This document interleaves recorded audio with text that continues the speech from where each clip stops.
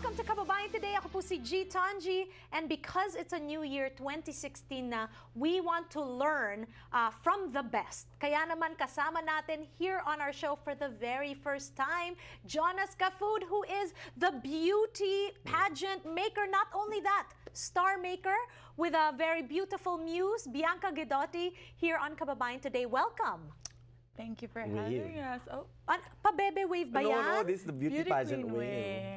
Beauty pageant higher way. Higher. This is the pabebe. Eto yung pabebe. Eto yung, oo. Bakit ganyan, Jonas? Kasi in the camera, dapat hindi, nagbe-blur yung kamay. So, dapat ganun lang pag-uwi.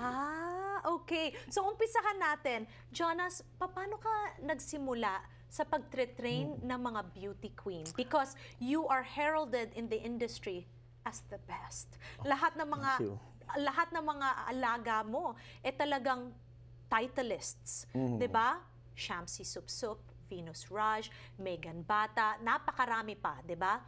Bakit lahat sila nananalo? Ano yung sikreto mo?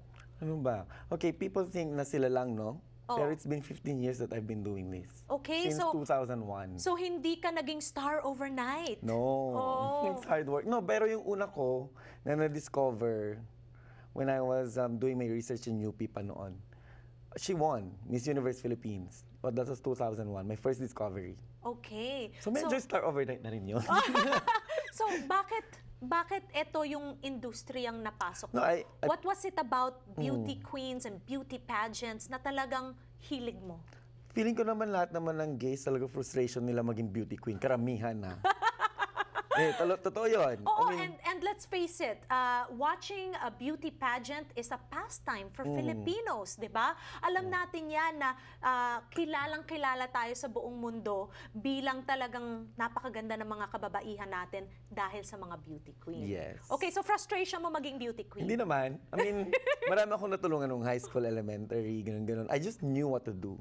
Okay. And then, so yun, tapos hindi ko alam ano gagawin ko after college. Okay, UP ka. Oo, geography. So gusto ko maging environmentalist. Mga ganyan. And then, or to work in research. And then, I just told my advisor I didn't know what to do. And then sabi niya, gusto kong sana mag-involve sa Binibining Pilipinas. And then sabi niya, I have one girl who wants to join. Maybe you can help her out. And then she won. She's also from UP. She's a lawyer now. She's working in Chicago. Okay. You are also very big into, pag tinuturuan mo yung mga beauty queen mo, hindi lang ganda ang fina-focus mo, right? Bakit?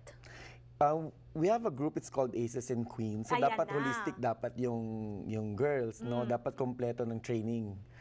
So we have trainings for physical fitness, trainings for makeup. They have to know their faces. So a beauty queen needs to know how to do their own makeup? Kasi kung sponsored lang yung tapos may make-upan ka ng sponsor, hindi nila alam kung paano yung look mo talaga na bagay sa pageant. Okay. Bianca, ikaw ba ang nag-makeup sa sarili mo ngayong araw na to? Yes, this is my own work thanks to the work of Aces and Queens. Tsaka lang ako nakatuto na mag-makeup ng ganito. And it's also about getting to know your face. I mean, we do have some flaws, and these are the things that you kind of, the things that you like about your face, you enhance it. Okay. And the things that you don't like so much, that's when you can manipulate the makeup para yung ganda mo talaga is you show your best features. Ayan, talagang beauty queen ang answer nito. O, diba? Jonas, you have a team with you for Aces and Queens. You have developed this business for 15 years. Yes. Pero hindi lang beauty queens. No, the beauty queen side, Aces and Queens, you do it for free, ha? It's not a business. You don't charge? No, it's not business. Pero passion lang yan.